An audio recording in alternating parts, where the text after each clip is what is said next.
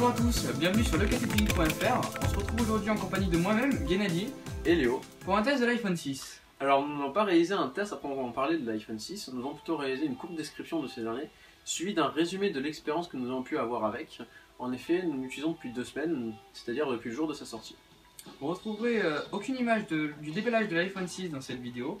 Vous pourrez retrouver dans la description un lien vous menant vers une autre vidéo, vous montrant le chargeur, le câble ainsi que l'iPhone qui n'est pas en option. Vous pourrez également retrouver dans la description un lien vers une galerie de photos que nous avons réalisée.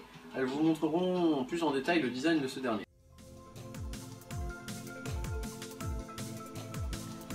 Parlons de la résolution de l'écran. Alors, nous avons ici un écran qui n'est pas en Full HD, mais franchement ce n'est pas du tout obligatoire vu la qualité de l'écran. Nous avons du Retina en 750p, mais il n'y a pas besoin de faire plus, hein. Clairement, l'écran est magnifique, il n'y a vraiment pas besoin d'avoir une résolution supérieure, ça serait vraiment plus qu'un confort, c'est vraiment utile. Vous pouvez remarquer que l'écran du 6 est plus jaune que l'écran du Edge en comparaison. C'est pour deux raisons. Tout d'abord, ça va reposer les yeux et c'est les nouveaux types d'écran qui sont plus jaunâtres mais qui seront plus lumineux. Donc vous pourrez avoir une luminosité supérieure en extérieur et donc vous pourrez très clairement l'utiliser plus facilement que les anciens iPhone.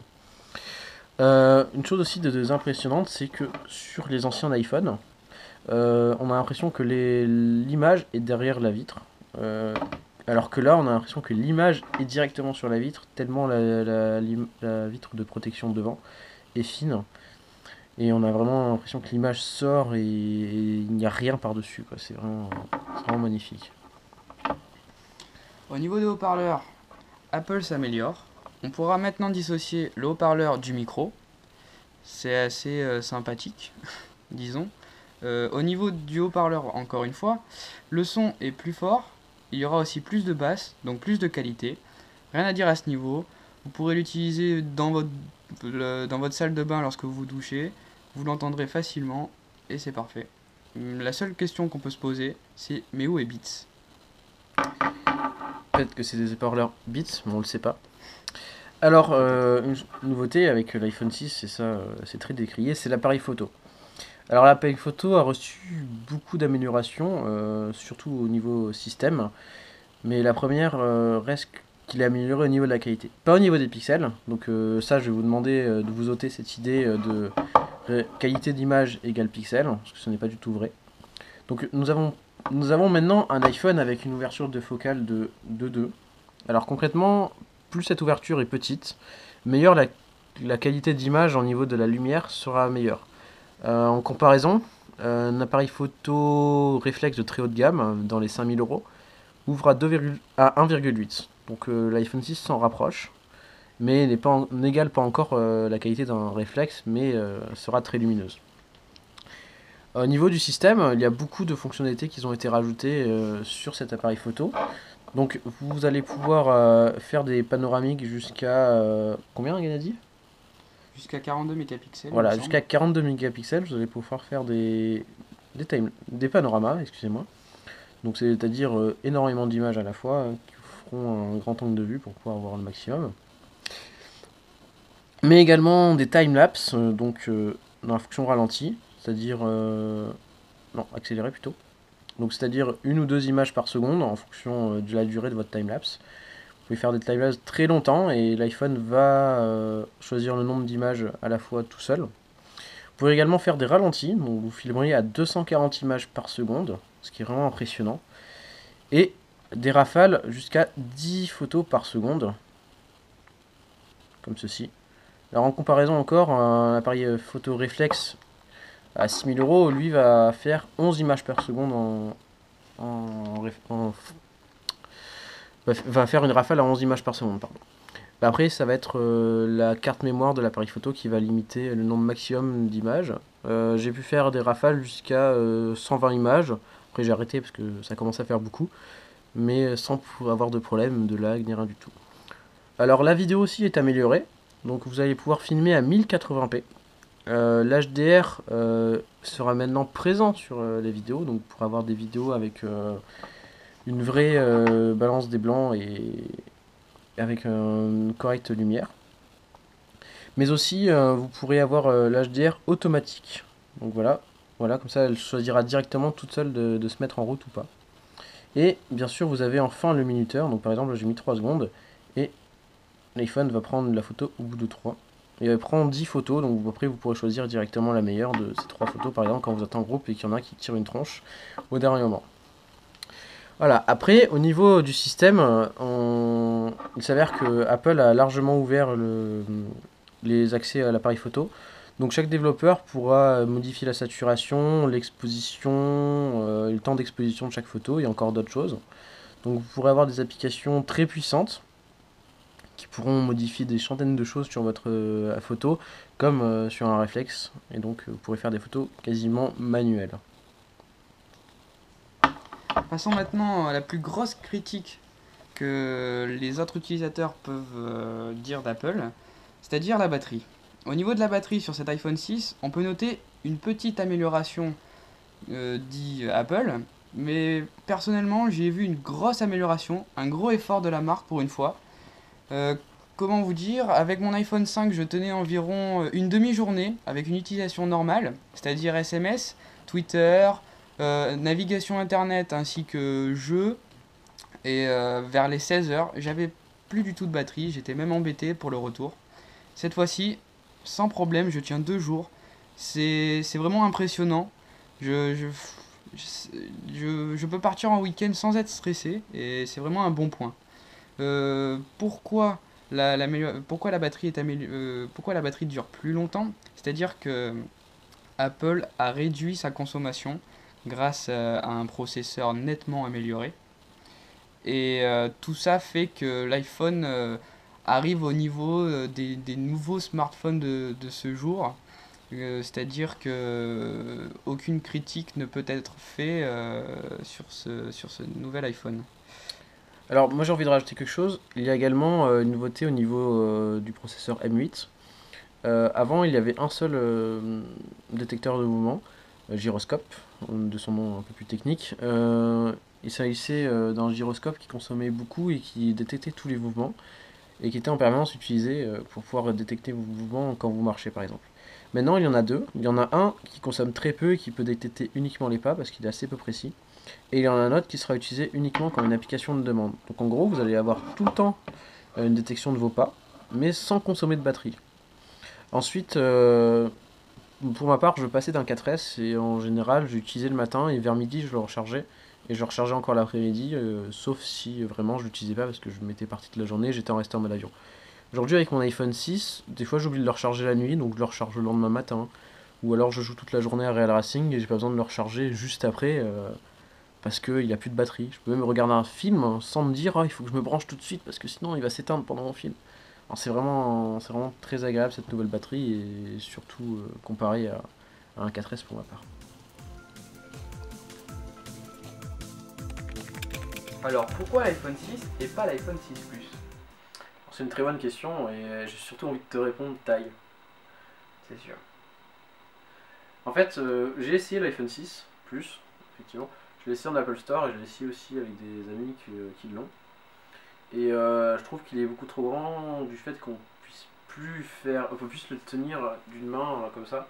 C'est vrai que c'est pas facile. Là au moins on peut le tenir et on est sûr de le tenir sans qu'il tombe. L'iPhone 6 Plus, on va arriver à un téléphone qui tient pas vraiment difficilement en main, mais qui est un peu trop grand pour une seule main. Et j'ai souvent l'habitude d'utiliser mon iPhone d'une main parce que je fais quelque chose de l'autre. Par exemple, je suis en train de marcher dans la rue, c'est un peu chiant d'utiliser forcément son téléphone à deux mains. Bah, au bout d'un moment, c'est relou et il est vraiment pas utilisable d'une main. Ouais, c'est surtout qu'avec l'iPhone 6 Plus, on arrive à taille phablette et que Oui, c'est assez difficile il fait pas encore, téléphone. il fait pas encore la taille d'un iPad mini, mais il est énorme. Un 5 pouces, c'est beaucoup trop.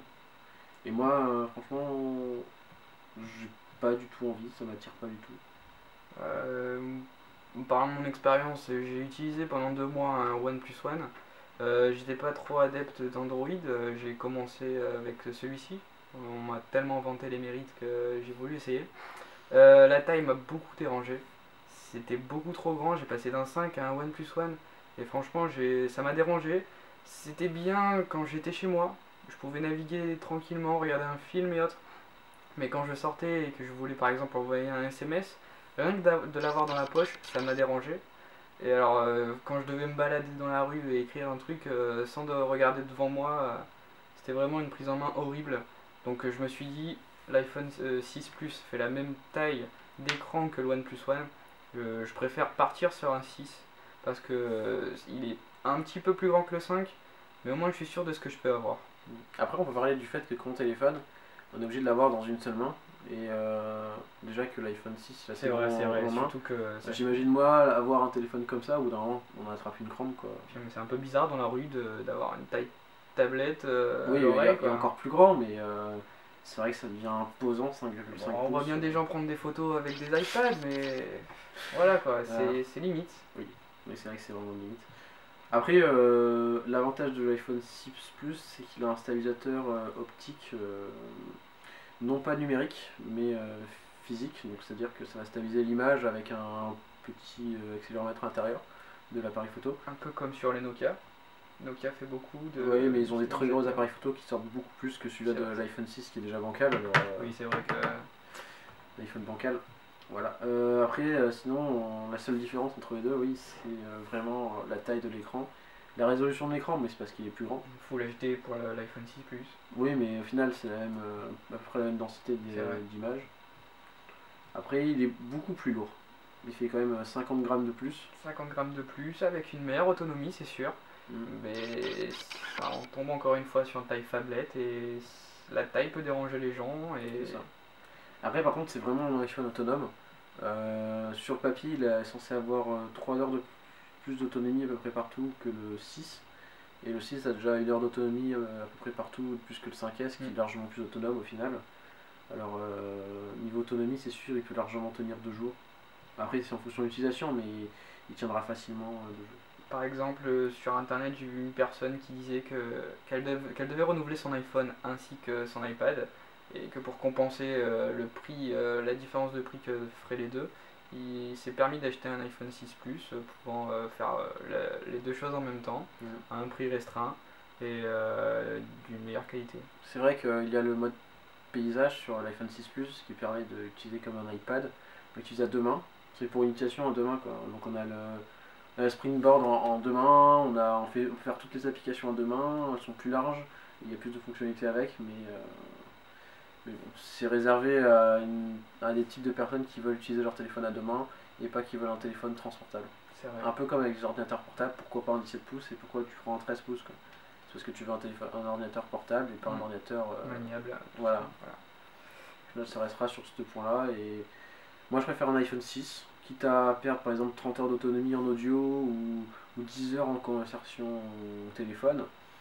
Je préfère le recharger plus souvent, mais avoir un téléphone que je peux mettre dans ma poche et que je peux transporter facilement avec moi. Donc concrètement, ton avis sur l'iPhone 6? L'iPhone 6, c'est, comme dit Apple, le meilleur des iPhones.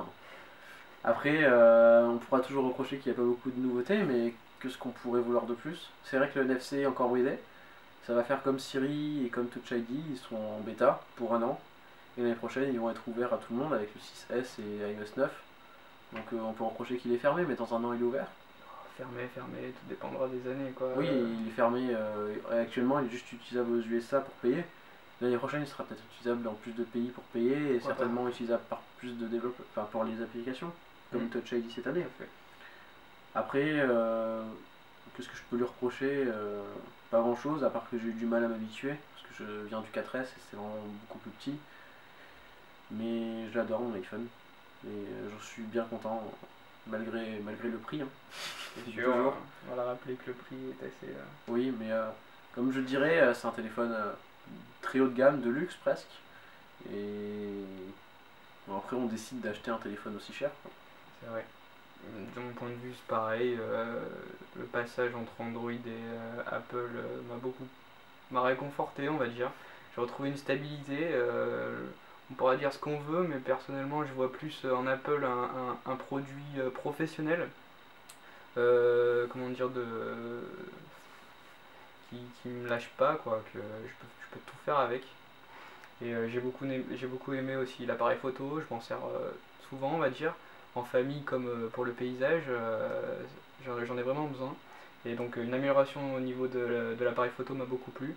Une fois de plus, pour l'autonomie. Le ralenti à 240 images par seconde, c'est vrai qu'on pourrait même, enfin c'est dur de dire ça, mais ne pas s'acheter une GoPro et s'acheter un iPhone quoi.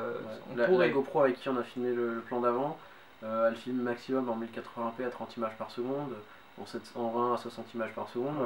L'iPhone il filme à 60 images par seconde en 1080p. Donc voilà, il y a vraiment une différence. Enfin, ça vaut le coup de mettre le prix, je trouve. Franchement, en plus avec une meilleure autonomie. Bah après, si on vient d'un 5S, peut-être pas. Oui, c'est vrai que le changement entre 5S et 6, à part la taille, il n'y a pas grand chose qui change. Je conseille plutôt d'attendre pour les possesseurs d'iPhone 5S pour acheter le 6S s'ils aiment bien les améliorations internes. Mais après, à vous de voir. Voilà, donc pour conclure, moi je recommande l'iPhone 6 pour tous les possesseurs d'iPhone plus vieux que le 5S. Pour aussi tous les possesseurs de téléphones Android un peu frustrés ou téléphones d'autres marques un peu frustrés de leur téléphone et qui veulent tester. Parce que c'est vraiment un téléphone excellent qui donnera beaucoup plus envie de rester chez la pomme que de reprendre un 4S actuellement. Qui lui commence à être un peu lent avec une autonomie qui commence à être un peu dérisoire. Pour l'avoir, quand je ferai un iPhone 6, je fais oh, ça s'ouvre. Je pourrais relancer des jeux comme Real Racing en moins de 1 minute 30. Comparé avec mon 4S qui mettait 1 minute 30 pour lancer n'importe quelle app, enfin n'importe quel jeu, là il se lance en 1 seconde et en plus, je suis sûr que là, j'ai joué tout à l'heure avant de faire le test et il est encore dans mon multitâche normalement, si je ne l'ai pas supprimé, et si je le rouvre, il va même pas se relancer, il va directement se rouvrir sur la partie de tout à l'heure. Voilà, c'est ouvert sur la partie de tout à l'heure alors que ça fait 1 heure que je l'ai pas touché quoi. C'est vraiment un téléphone de qualité. Franchement, il faudrait que vous l'essayiez pour en juger. Je peux dire que ça, voilà. Faut le voir pour le croire. Voilà. Allez faire un tour à l'Apple Store. Si vous avez un ami qui l'a, demandez-lui pendant je sais pas, quelques jours et vous verrez par vous-même que ça en devient indispensable. Après, avec le prix, c'est vrai qu'on peut se poser des questions, mais par exemple, Free propose en location. Je crois que c'est une quinzaine, un peu moins de 20 € par mois, plus 60 € à l'achat. C'est un 16 Go, mais au final, sur 2 ans, il revient à 500 €, ce qui est bien moins cher que de l'acheter, mais on ne garde pas. Mais au moins, vous allez pouvoir avoir un iPhone pendant 2 ans, et changer, cher, quoi. Et changer 2 ans après pour avoir le nouveau. Ouais, même au bout d'un an, je crois qu'on a le droit d'échanger chez Free. Je suis de repayer 100 € une connerie comme ça, mais c'est pas très cher, quoi. De location. Oui, c'est de la location. Après, il y a toujours des combines de la sorte, ou alors se réengager pour 2 ans, mais bon. Ouais, ça fait un peu mal au niveau du budget. Voilà. Donc voilà, donc nos impressions sont assez satisfaisantes. Comment vous dire qu'on aime bien la marque de la pomme, on va pas se mentir. Et donc une fois de plus on est surpris entre guillemets parce que il n'y a pas des grosses améliorations, on n'a pas non plus vu l'étanchéité du téléphone que je trouve assez inutile, mais tout dépendra du point de vue. Ouais, moi j'aime bien, j'ai une coque étanche pour mon iPhone 4S, je m'en sers des fois. Pour se doucher peut-être, mais je suis pas sûr que ça serve à quelque chose. Et sinon, donc voilà, ça m'a beaucoup plu, vraiment, sur 5 je lui mets 5, voilà. Et toi? Je lui mets 4,8. Ah, bon. C'est à cause de la taille. Un internel insatisfait, voilà, c'est ça. Je trouve encore trop grand, des fois j'ai l'impression de le faire tomber parce que j'arrive pas à le tenir. Alors, ce qui me choque le plus, c'est quand on est en train d'utiliser, soit on utilise le bouton, soit on utilise les applications en entier. On peut pas vraiment faire les deux, il faut le bouger et quand on marche dans la rue vite parce qu'on est pressé, on veut faire quelque chose. On est obligé d'utiliser les deux mains, mais par exemple, vous transportez un sac parce que vous revenez des courses, vous devez faire un truc, vous devez appeler quelqu'un, c'est la galère. Donc au final, ça peut poser des soucis de temps en temps, que le 4S, j'ai jamais eu de soucis, il était tellement bien en main. Donc voilà. Donc on vous remercie d'avoir suivi cette vidéo. Oui. Donc vous pouvez retrouver plus d'informations, des photos, le déballage sur lecafédugeek.fr dans la description. Et dans la description, effectivement. Donc merci à vous. Merci à toi Léo. Merci à toi Galazi. Voilà. Merci à vous d'avoir regardé ce test. Merci à vous. Au revoir. Au revoir.